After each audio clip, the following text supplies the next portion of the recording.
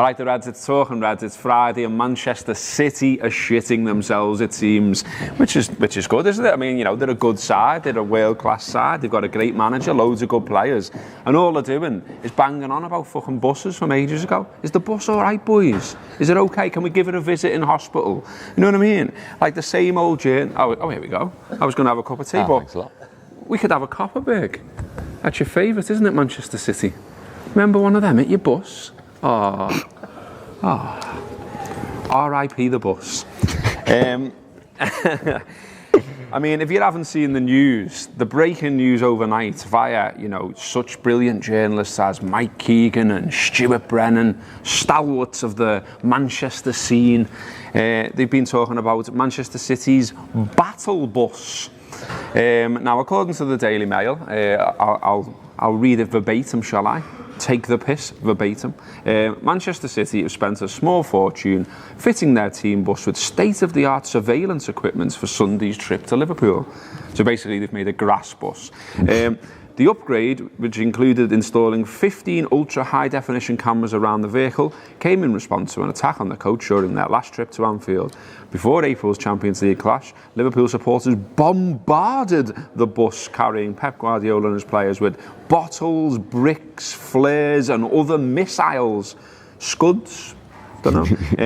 Despite a warning that Liverpool fans were planning a hostile welcome party, and substantial footage of the disorder which subsequently circulated, Merseyside police failed to make a single arrest.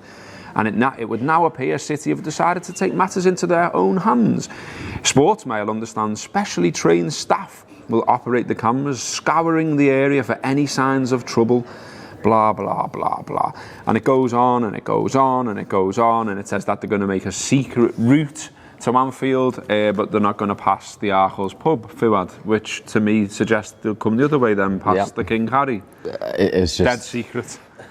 I mean, we were talking earlier about one of the fan articles about how City fans might need to take it in their own hands and protect the bus, which would be, I mean, honest to God, boys, you're making a holy fucking show of yourselves here. I'd be embarrassed if Liverpool were doing this, if it was the other way around. Yes, a few dickheads lashed stuff out of bus a while back. You'll be all right. It's not a regular thing. It doesn't happen every week. You know, we don't even do that in league games. We do it for big European matches where we greet the bus and there's a fuss and all that kind of stuff.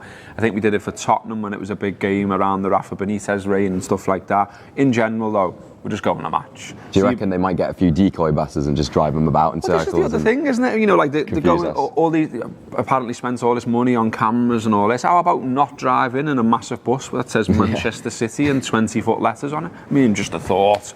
But you know, honestly, the amount they've banged on about this is unbelievable. You've had think pieces, you've had fan pieces, I've seen some. There's just always going on about us. There's a fan on Twitter I seen writing the other day going on about why are Liverpool getting all the media and City aren't getting any? We've got the same record as them in the league.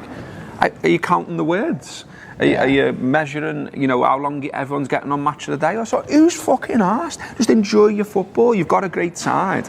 You know, you're in Europe, you won the league, you got 100 points. Enjoy supporting your football club and stop obsessing about a fucking bus. Seriously, boys, what's going on? Also, as well, Noel Gallagher has been mouthing off again. I mean, I think he plays to the gallery, I've got to say here, quite a lot. But he says, if we beat Liverpool there, they won't recover from that because their fans will implode after a defeat like that. Pep Guardiola will probably get arrested on the way out by Merseyside police for upsetting a few Scousers.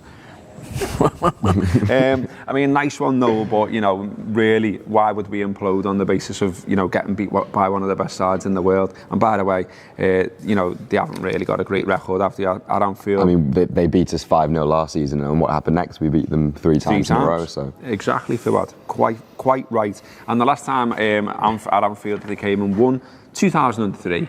Nicolas Anelka with a 90th minute winner. I went to that. It's quite a while ago, that, boys. 15 years.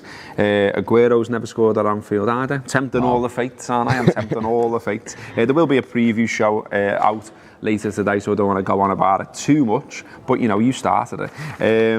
What else have we got? Oh yeah, I wanted to mention this. I mean, in general, to just make a little bit of a serious point, though, it does seem like we're massively in the red, doesn't it? You know, like Pep Guardiola's got his thing with Klopp as well.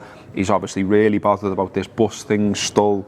There's the record at Anfield's really poor. They've lost the last 3. They've only won 1 in the last 5 in all competitions against us as well. And then everyone keeps referencing, and rightly so, I would say, the All or Nothing documentary where you see Pep Guardiola talking about Liverpool, and he says they scare me in reference to the attacking threat. He says they're dangerous, and I mean it. I'm still surprised that bit of footage is allowed to get out there. Because I think if you're Klopp, you whack that on at Melwood and go, there you go, boys. Yeah. And equally their players are a bit like, even our manager's a bit worried about them. Yeah, I mean, you could see in that documentary, that episode as well, one of his assistant coaches tries to reassure him and says, other than the front 3, they've got nothing else going on. And then, Oxlade-Chamberlain steps up and completely slots one. So, I mean, I think we get in their heads before the games, during the games as well. I mean, we create that chaos which just completely confuses them, the atmosphere which they're never used to playing in at their own ground. So it's a completely different experience for them, and hopefully we can do this again on Sunday and just how do you see it going? Wipe them up. You see, my big thing is that I do want to see a good performance, because it's been a few games now where it hasn't been quite right, and I think this is all about the result, but it would be really just comfortable before the international break to see, reassuring I'd say, just to see a good performance, especially after what we saw on Wednesday night. So I think we can beat them. There's no reason why we can't. Perfect sort of game for the front 3 to start clicking again and putting away goals. And an opportunity as well to create a little bit of daylight at the top of the league as well, which would be nice. Okay, what else has been going on? It's very Manc heavy, this edition of the Talking Reds, because Gary Neville has been talking about Liverpool as well, and for once not talking shite. So he's not saying that we should jib the Champions League and try and win the league like he was the other week. What he's talking about instead is players that have impressed him so far this season. He says Milner for Liverpool has been outstanding. Virgil van Dijk has been outstanding. He says Van Dijk worryingly has impressed me more than anybody. He's just a fantastic central defender. I mean, it's nice that, isn't it? We all know what Gary Neville really thinks about Scousers. He's made that quite clear over the years. He obviously ran the length of the pitch to celebrate in front of the Liverpool supporters at Old Trafford that time.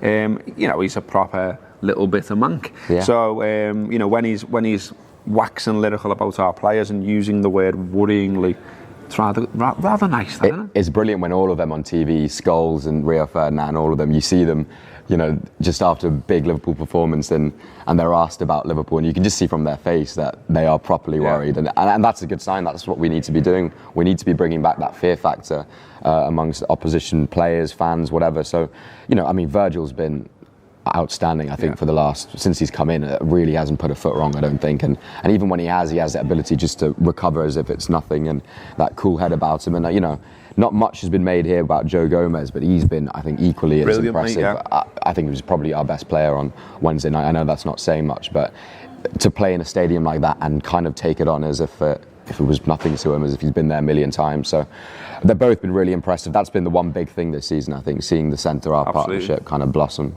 I think on Gomez as well, I wrote something about that last night actually, and I was just looking into it a little bit, and it's not that long ago. It was the start of 2017, I think, when he played centre-half against Wolves in the FA Cup.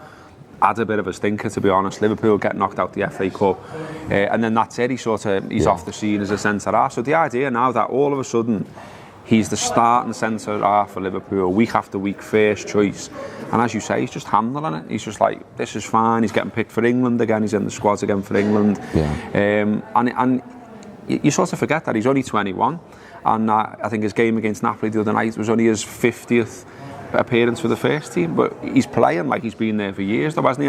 And I think, Neville's right to highlight Van Dijk. And I think people keep saying things like, Gomez looks good because he's next to Van Dijk, but that's not really doing him justice, is it? No, it's not. I think there's been times where you've seen Gomez sort of be the cooler out of the two and bail Van Dijk out a couple of times. I think Leicester away was one where Gomez really stepped up.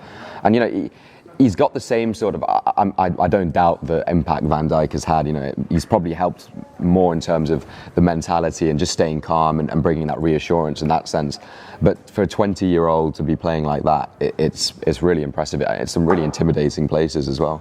Yeah, long may it continue. Yeah. Gomez has been fantastic. The Anfield app then, loads of stuff out. As you might know, there are some giant pricks walking around the centre of Liverpool all weekend, and everything is disrupted accordingly. So I had to get the train from a different station this morning. But, you know, it's good for the city, it's good for the kids. It's the last time they're saying farewell. The massive puppets. And the Scruffs have left the washing on Castle Street. They've hung some washing out across Castle Street, and it's like, well, what can, you know, what? Keep your washing to yourselves, put it in your drawers. You know what I mean? It's just hanging your washing out on Castle Street. Who do you think you are? Come to our city. Anyway, but yeah, because of all that disruption, the Anfield app are getting out of here this afternoon early. There's also a little bit of a drink with Mr. Neil Atkinson because he's getting married next week. He's not calling it a stag do though. He's against the terminology. So whatever it is, it's that this afternoon. Really rigorous planning in it as well. Have you seen the email? The email's mad, isn't it? The email took 4 reads, I've got to be honest. He said the amount of going on. Yeah, he said he just got replies saying, I have no idea what's happening. We'll What turn is up, this? but yeah, I'll turn up. So yeah, we've got that this afternoon. So what we've done is worked hard to get all the usual content out a little bit earlier because of the giant pricks and because of Neil. So already out there, the AFQ is already done. We've done that last night. It was a good laugh.